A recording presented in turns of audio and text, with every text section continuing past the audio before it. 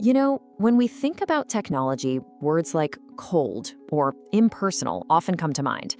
It's the very thing many of us blame for feeling disconnected at work.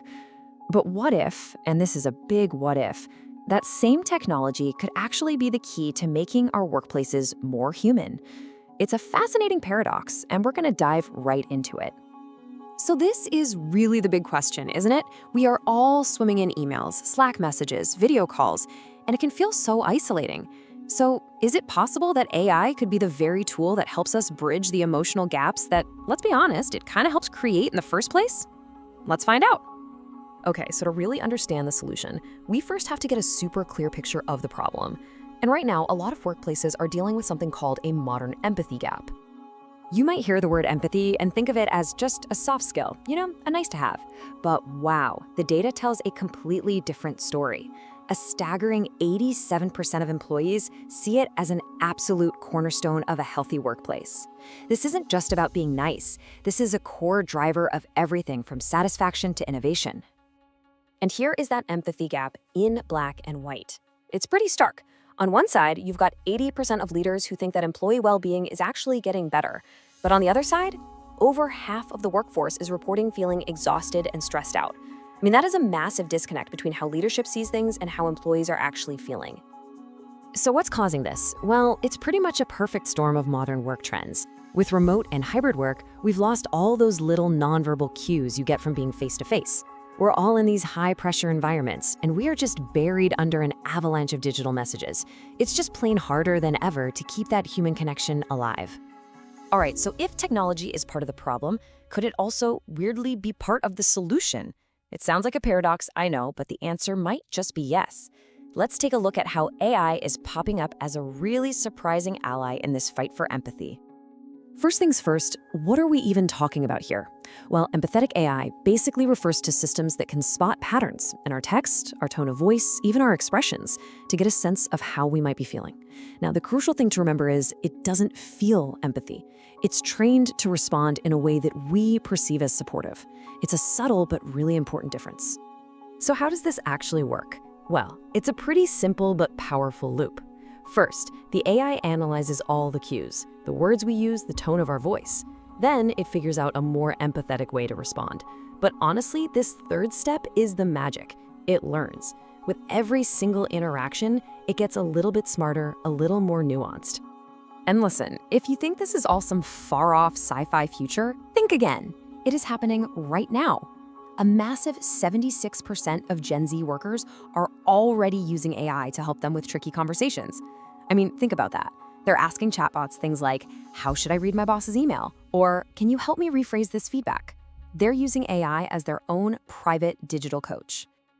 Okay, so the theory is cool, but let's get into some real-world examples. How is this technology actually being used today to bring more empathy into the workplace? I want you to think of AI as a real-time communication coach sitting right on your shoulder.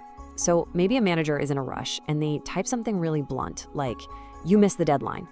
An AI tool can instantly flag that and suggest a more collaborative way to say it, like, hey, I understand there were challenges, let's talk about how to get back on track. It's such a small change in words, but it has a huge impact on the emotional tone. And this tech is already making a real, measurable difference in high-stress jobs like call centers. There's this company, Cogito, that uses AI to listen to calls as they happen. If a call center agent starts talking too fast, it gives them a little nudge to just slow down.